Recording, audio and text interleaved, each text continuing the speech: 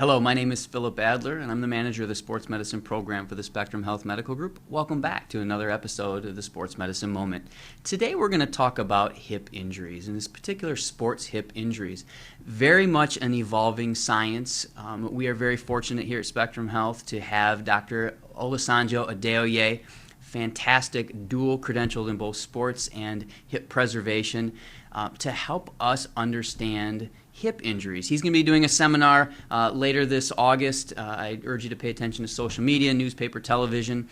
He's going to have some real insightful things about hip injuries. But from an athletic trainer standpoint, this is really a new and evolving science. Why does my hip hurt? What we used to think was just a pulled muscle or a muscle strain, now becoming a little bit more in depth. Is it what we call femoral acetabular impingement, FAI?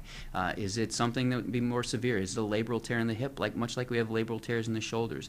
So what is that hip injury, and is it truly just a simple muscle strain?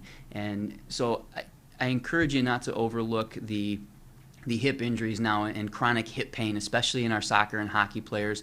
Those two sports seem to have quite a bit of hip pathology because of the nature of the sports, the crossing over of the leg when kicking the ball, and then the skating, the side-to-side motion, and crossing over when you're trying to develop some speed in ice hockey.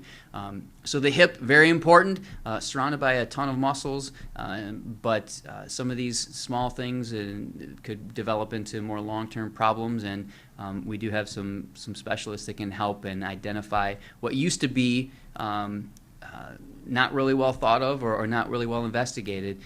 The science of hip and sports hip injuries is really evolving. So pay attention to the media, social media, and if you're interested, come see Dr. Adeoye, and he can give you some additional information about those hip injuries.